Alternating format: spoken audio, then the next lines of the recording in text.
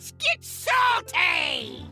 Hey everyone, it's Zeddy here again today with a brand new video, and I've calmed down since the priest questline was revealed in. Well, there's a bunch of more cards to go over, including one leaked or potentially leaked warrior card I'll talk about when we get to it, but I don't think it's been officially announced yet, but you can check it out here and we'll evaluate it, and hopefully it's real and then we don't have to reevaluate it. But let's go over the cards, all the crazy broken stuff that's been released, and this expansion is looking, well, kind of insane so far. So let's take a quick look at the cards. So first, we have Demonic Assault, a 4-mana Fel spell for Warlock. It deals 3 damage and summons 2 1/3 Voidwalkers with taunt. So you're getting like a Dark Bomb and 2 Voidwalkers for 4 mana. It kind of equals to the regular value, but it's all in one card.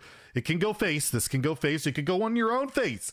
If you want to sell damage even with a new quest line or Dark Lair Warlock, it seems decent. Like it's proactive. Like it can be removal, it can be burn, it's a bit of tempo, and it's a bit of defensive stuff with the taunts. The only downside I really see with the card is 1/3 taunts on turn 4 are not proactively doing a heck of a lot. They're gonna die to most things and not really trade up at all. So it's a decent card. Warlock doesn't have a lot right now, especially in standard, and it's kind of reminiscent of like the old flanking strike for like Hunter. 4 mana, deal 3, get a 3/3 that couldn't go face, but I think we'll see some play. I'll give it a 3 in standard. In wild, I don't think this makes the cut at all, so we'll give it a 2 there. Next, we have the potentially game-breaking, as you saw in the thumbnail, Druid Legendary Sheldras Moontree.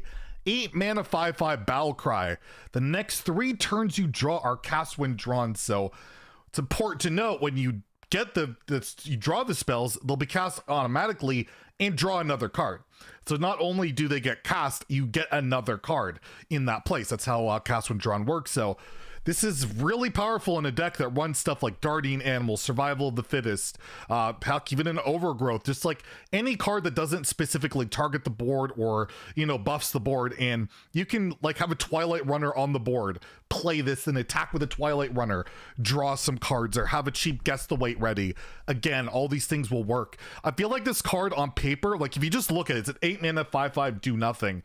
It seems potentially really bad, but the combinations you can possibly do, I feel like this could be a game-breaking card at some point, because 3 spells, especially if you build your deck very greedy, like a Guardian Animals and stuff like that, can just be insane. It's just, can you survive to it? And is it good with Celestial Alignment? Who knows? There's so many different possibilities for this card, and I think it is potentially insane.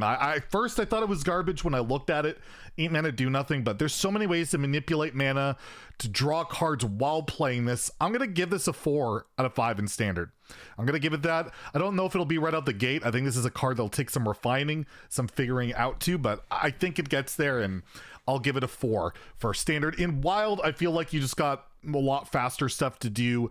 You don't have time to run greedy spells like that. You want to like Togwoggle or Malagos or kill your opponent a lot faster than this, so I don't see this making the cut in wild. I'll give it a 2 there, but again, really insane freaking mana cheat card. Like, we know how powerful those can be. Next, we have a priest spell, Call of the Grave. Thought they were stopping with the created by with priest, but we got another discover card for priest. It's a 1 mana shadow spell, and discover a Death Rattle minion, similar to the old Rogue Discover Death Rattle minion. But if you have enough mana to play it, you also trigger its Death Rattle. So if you have the mana, if it's a 5 mana minion, you play this on 6 mana or whatever, you get the, like you get Talon Forging, you get its Death Rattle, you'll draw a card. So the Death Rattle pool in standard is not particularly fantastic. There's a lot of just whatever minions, and it's very, you know, and because there's no class bonus and all that, like, and I think only class cards are like the Light Shower Elemental and the 3 mana 4/3 that goes face.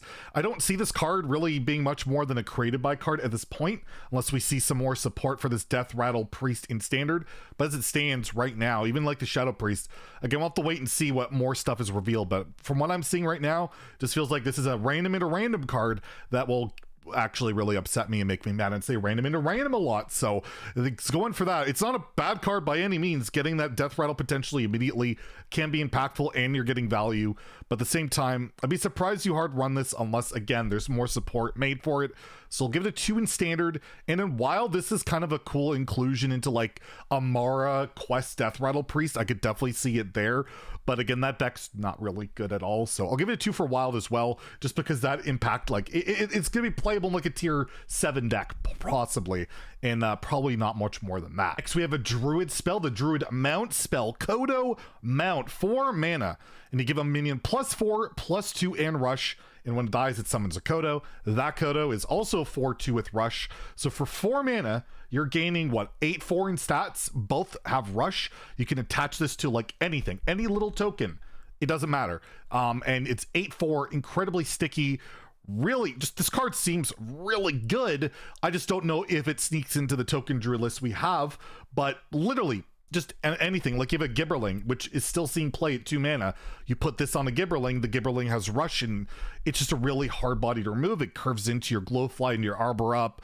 Just seems like a really, really strong card. It's not exciting. It's not remarkable in any way, but I'm going to give this a 3 in standard. I think it'll see some play in the token druid decks. And you're definitely going to get it off nature studies, and it's definitely going to be a viable pick. The only issue is you do need a minion on the board. Otherwise, it's a dead card. And that's the only thing really holding it back. And in wild, I'll give it a 2 because, again, token druid strategies there aren't fantastic. And I feel like you still have slightly better options, but it's 4 mana 8/4. That's kind of ridiculous on like any board. And in arena, this card, if this card's offered regularly in arena, look out. You're going to lose to druid all the time. This is just going to win on the spot on turn 4. Next, we have the Hunter epic spell, Rats of Extraordinary Size. 6 mana, summon 7 1/1 rats. So it's a 6 mana 7/7, and any that can't fit on the battlefield go to your hand with +4/+4. So they're +5, they're 5/5. So you get 1 mana 5/5s. I'm assuming they're 1 mana. The token is a 1 mana 1/1, so it should be 5/5. So yeah, if you have a bunch of stuff on the board, you get some 1/1s, and then you get some stuff you can play from in hand. How good is that? I don't think that's very good at all. Like the 6 mana 1/1s, they don't have rush. They're just rats. And then you get some 1 mana 5/5s, which are decent, but you have to wait till play them because your board's gonna be full. Or I guess you could trade some stuff off and then play them, and they don't have rush or any proactive, like stats just so rarely matter. And I don't know what Hunter's doing with this at the moment. It does work with kind of with the new legendary, which looks really cool, but I don't really think you need this to make that legendary work when you have like cool card pack runners. So I'm gonna give this a 2 in standard. It's a really cool card, just I don't see it seeing play. In wild, it could be pretty interesting with like Quest Hunter, but again, you have like Swarm of Locusts and stuff like that. So again, I still don't see it making the cut. I'll give it a 2 across the board, but the design's really cool. And as Regis pointed out, what are those 2 rats doing there? Yikes. This is the legendary it goes with for the most part. 5 mana 5/5 beast, the Rat King. It has rush and has death rattle, go dormant. Revive after 5 friendly minions die. So every time 5 minions die, so it'll be like 5 rats or whatever, you get this back, and it comes back with rush, and it can trade into something, then it dies, and then it can come back, and then you can trade into something. It's kind of really cool. It's a really, I love this, like, I love the mid-range flavor they have of cards with Hunter these days. None of them really seem play, which is really unfortunate. It's Face Hunter.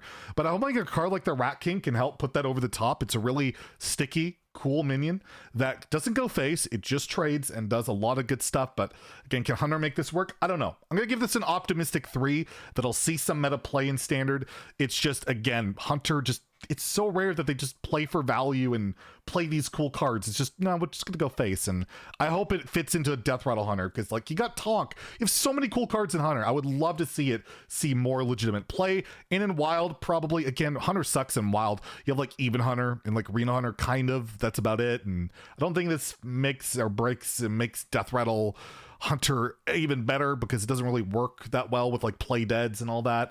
I'll give it a 2 for wild, but again, I think it's a really rad card. Next, we have Varian, King of Stormwind, neutral legendary.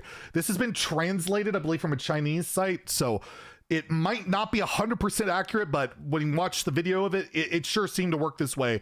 8 mana 7/7 Battle Cry. Draw a rush minion to gain rush, and then you do this again for a Divine Shield and Taunt minion. So basically, it's an 8 mana draw 3 as long as you have a rush, Divine Shield, and Taunt minion, and then it gains all of these attributes. It's an 8 mana 7/7 rush with Divine Shield Taunt, which is absolutely insane. You get a proactive tempo-based card that is a giant taunt minion that your opponent has to deal with. You're also drawing 3 cards, of which have rush, Divine Shield, and Taunt, which can help keep you alive. This card just seems insane, especially maybe in like the Priest quest line. They need 8-drops. This could be a ridiculous 8-drop to draw other cards to help them out. Seems like a ridiculous card. The only thing holding back is it's 8 mana, so it's a little bit slow, but I'm still gonna give this a 4. This card is absolutely ridiculously cool, awesome. It doesn't require that much to build around. Is it that hard to put Divine Shield, Rush, Taunt in your deck? Probably not. Draw some cards, get some value, proactive value, really sweet. In Wild, this is probably too slow. I'll give it a 2 in Wild,